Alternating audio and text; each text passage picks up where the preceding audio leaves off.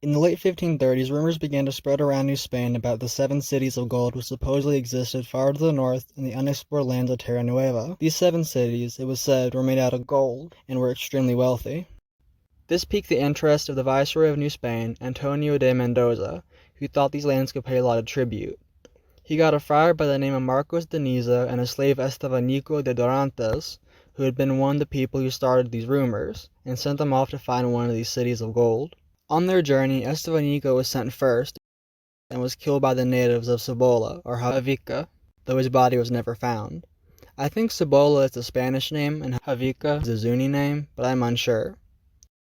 Deniza went back to Mexico City after he got word of this, but before he went, he said he saw part of the city, saying it was grand and comparable in size of Mexico City, and, supposedly, its roofs were made of gold, though I can't find in my sources where I read that.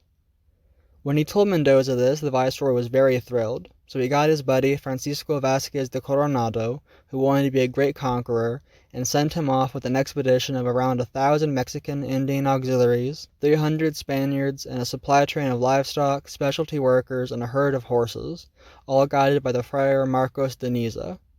Francisco put a lot of his and his wife's money into the expedition, enough that, if it were to fail, he would go into debt. Oh no.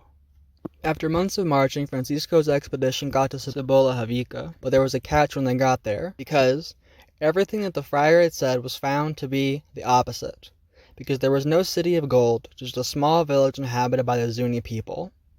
The expedition was hungry, though, and in dire need of supply, and they were also very upset. So they demanded that the village submit to the Spanish king, but when the Zunni refused, the expedition attacked and conquered the village of Cibola-Hawikuh.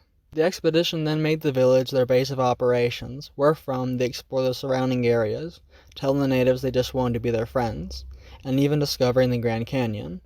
When it started to turn winter, though, they moved east to Tiwesh, a group of 12 to 20 villages, because more people lived there and they had more access to food and clothing.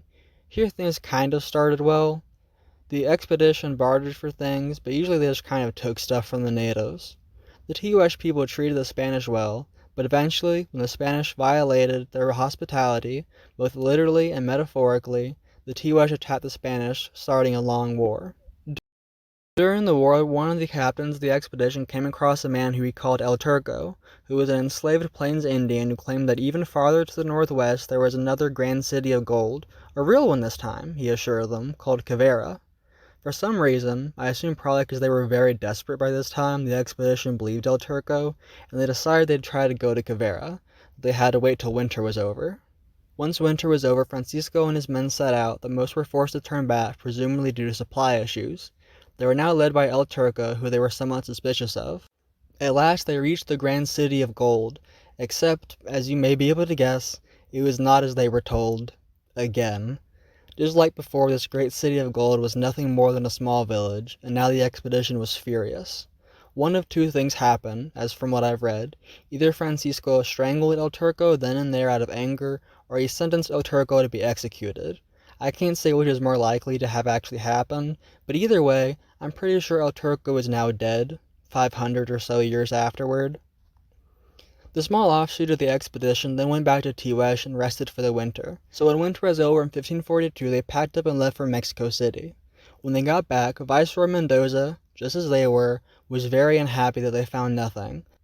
Coronado was in serious debt and died in obscurity. So, yeah.